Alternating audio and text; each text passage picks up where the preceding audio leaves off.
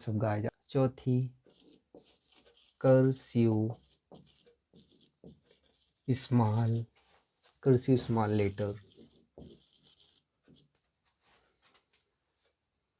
या राइटिंग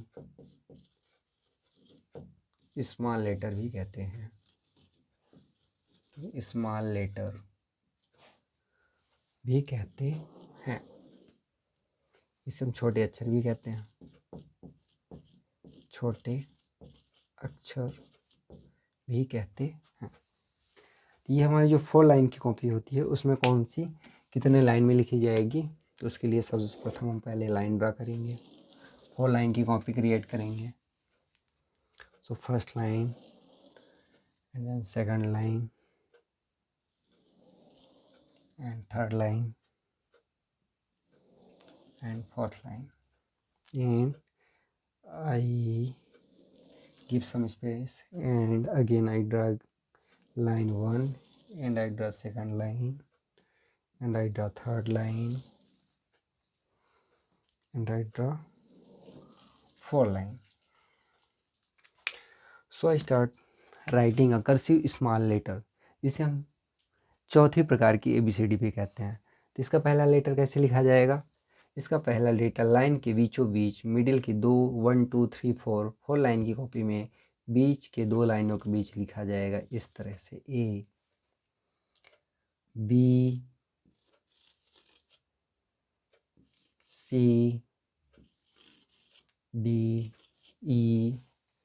इसका जो F होता है, इसका F ये केवल 4 लाइन में लिखा जाएगा।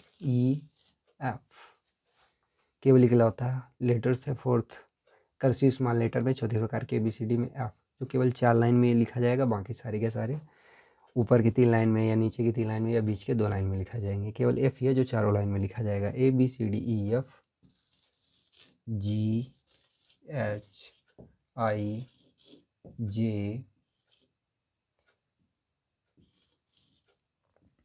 PQRSTUVWXYZ। इस तरह से हमारे कर्सिव स्मॉल लेटर पूरे A से Z तक हो गए हैं। पूरे 26 हैं। और जो A होता है बीच की 2 लाइन में, ऊपर B ऊपर की 3 लाइन में, C बीच की 2 लाइन में, D ऊपर की 3 लाइन में, E बीच के 2 लाइन में, F ही केवल ऐसा है जो इकलौती चारों लाइन में रहेगा। G जो है नीचे की 3 लाइन में, H ऊपर की 3 लाइन में, I बीच की 2 लाइन में, J नीचे की 3 लाइन में, K ऊपर की 3 लाइन में, L ऊपर की 3 लाइन में, M बीच की 2 लाइन में, N बीच की 2 लाइन में, O बीच की लाइन में, P नीचे की 3 लाइन में, Q नीचे की 3 लाइन में, R बीच की 2 लाइन में, S बीच की 2 लाइन में, T ऊपर की 3 लाइन में, U नीचे की 2 लाइन में, V बीच की 2 लाइन में, W बीच की 2 लाइन में, X बीच की 2 लाइन में, Y नीचे की 3 लाइन में और Z भी नीचे की 3 लाइन में। ये कहलाती है चौथी प्रकार की ABCD। इसको हम कर्सिव स्मॉल लेटर या कर्सिव राइटिंग स्मॉल लेटर भी कहते हैं। तो जो हम लिखने में जो हम हाथ से जो जब लिखते हैं तो हम इसी वाली ABCD का, इसी लेटर का यूज करते हैं। सो आज हमें पता चला कि जो हमारा अल्फ़ाबेट होता है वो A से Z तक के 26 लेटर्स का बना होता है, जिसमें 5 इसी में 5 वॉवेल्स हैं और 21 कॉन्सोनेंट हैं। 5 वॉवेल्स कौन कौन से हैं? AEIOU ये 5 वॉवेल्स हैं और 21 कॉन्सोनेंट है। 5 वॉवेल के अतिरिक्त जो भी बचेंगे वो हमारे कॉन्सोनेंट हैं। तो